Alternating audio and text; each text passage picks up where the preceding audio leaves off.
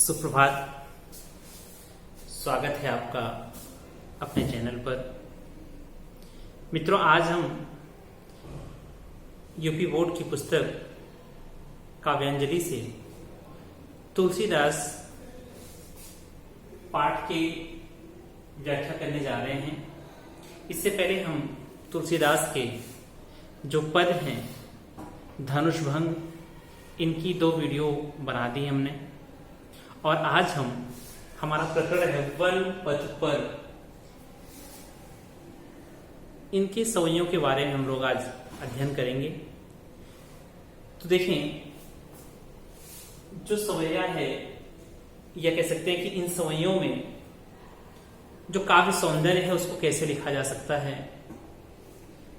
तो इन सवैयों की जो भाषा है वो ब्रज भाषा है। रस जो है मुख्य रूप से श्रृंगार रस का वर्णन है इसमें। अलंकार अनुप्रास, रूपक, उत्प्रेक्षा और उपमा अलंकार। छंद क्या है? सवैया। इससे पहले जो हमने पढ़ा था धनुष भंग, उसमें भाषा थी अवधी भाषा, लेकिन इस कवितावली से लिया गया है ये जो आपके वन पथ पर। ये कवितावली जो पुस्तक है या जो रचना है तुलसीदास जी की, उससे संकलित है। तो उसमें से उसकी भाषा पूरी ब्रज है। तो ये सवैये हैं हमारे पास, हमारी पाठ्य पुस्तक में दिए गए हैं। इनकी जो भाषा है ब्रज भाषा है। तो आप इस तरीके से मैं बताता चलूंगा कहां पर अलंकार है, कहां पर रस है, परंतु इन सारी चीजों को आप अच्छी तरीके से याद कर लेंगे कि भाषा कवितावली की या वन पथ पर जो सवैये हैं उसकी भाषा ब्रज भाषा है। काव्य सौंदर्य लिखना हो तो आप इन्हीं 4 बिंदुओं को लिख दें तो आपका काव्य सौंदर्य अच्छी तरीके से बन जाएगा। ठीक है, तो आइए शुरू करते हैं आज के सवैये को।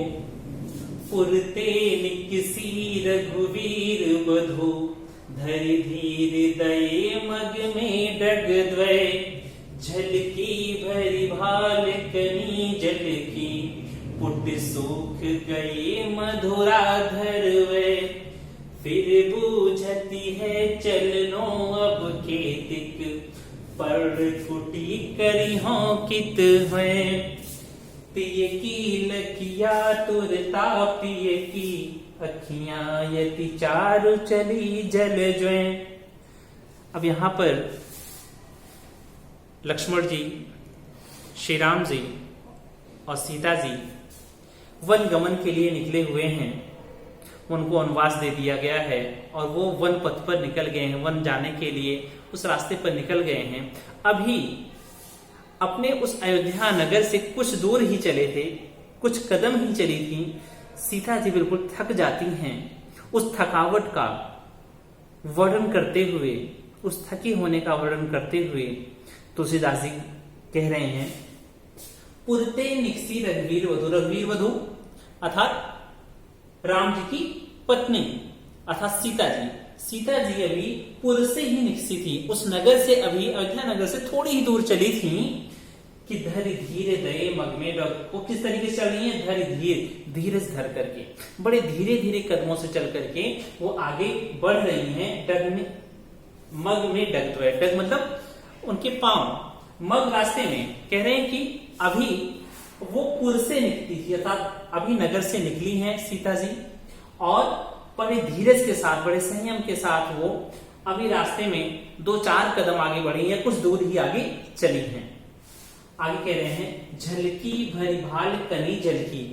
और इतने में ही कुछ दूर चल के ही सीता जी थक जाती हैं। तो क्या हो रहा है? झलकी भरी भाल, भाल मतलब मस्तक, उनके मस्तक पर झलक आई। क्या?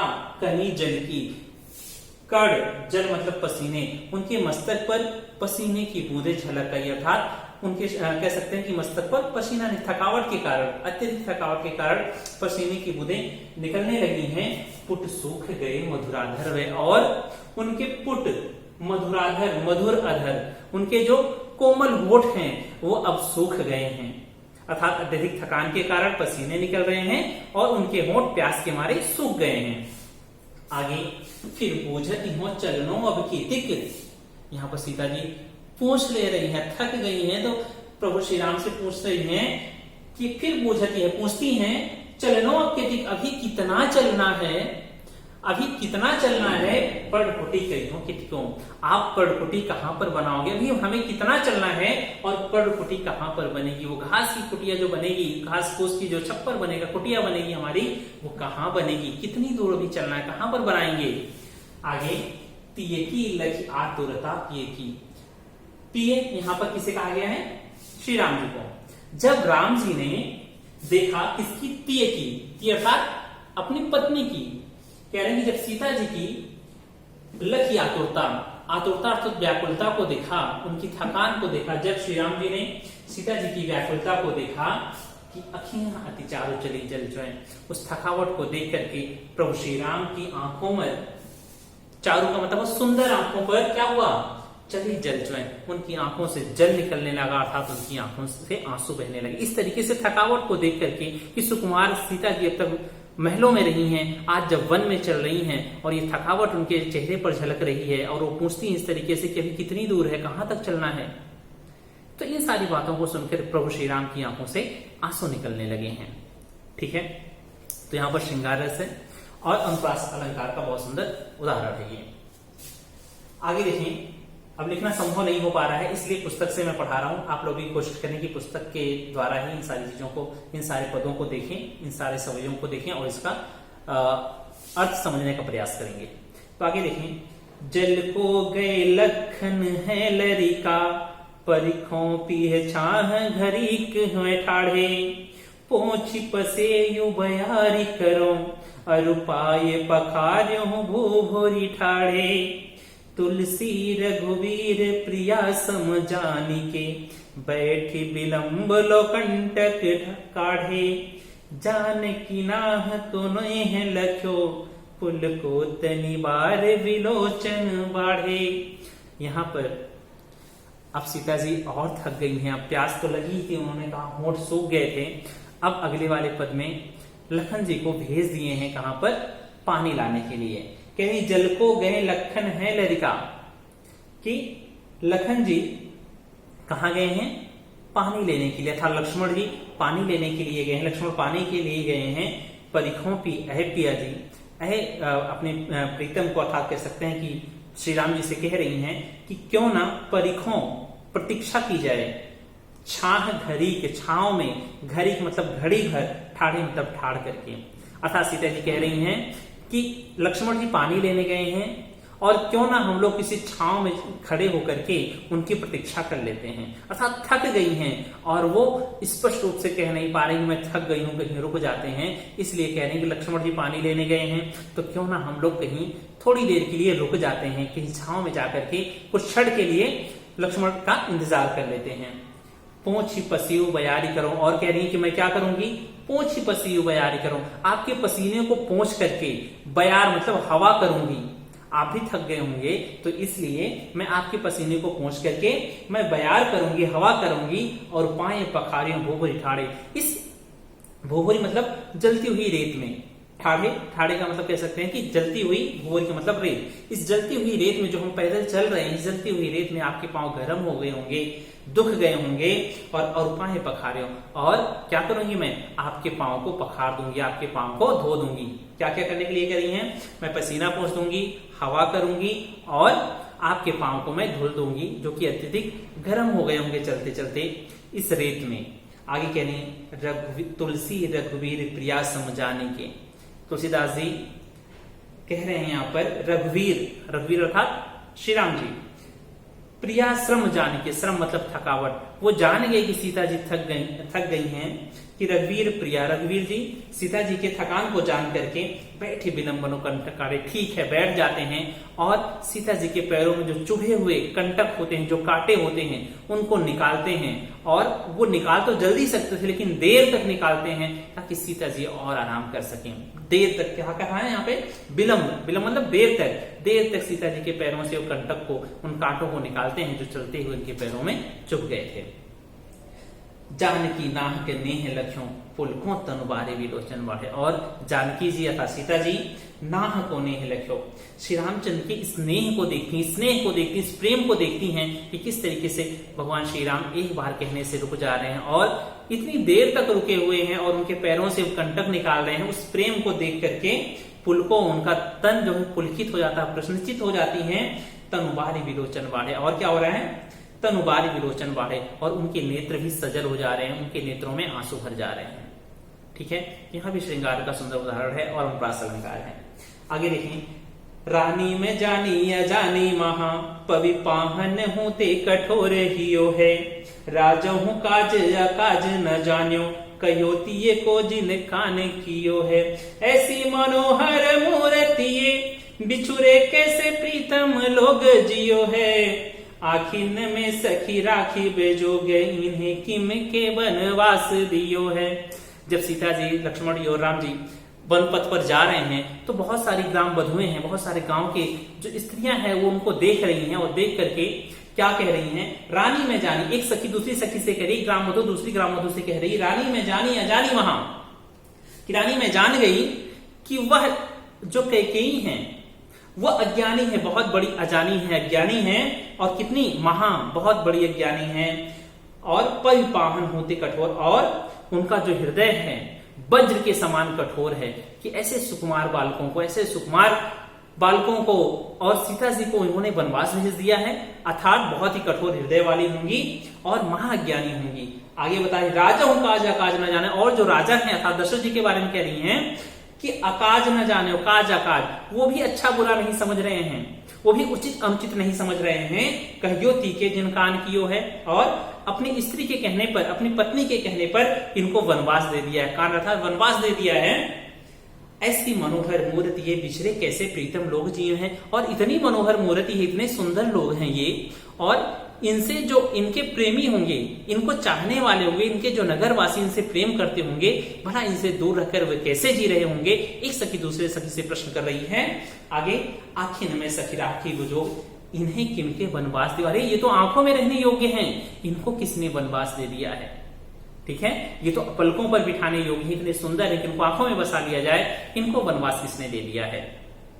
आगे देखें, शीस जटावर बाहु विशाल विलोचन लाल तिरछी सी ही भाव है, तूने सरासन बान धरे तुलसी बन मार्ग में सुठी सो है, सादर बार ही बार सुभाए चिते तुम क्यों हमरे मन मोहे, पूछती ग्राम बधु सिय को कहो सांवरे सखी रावरे को है।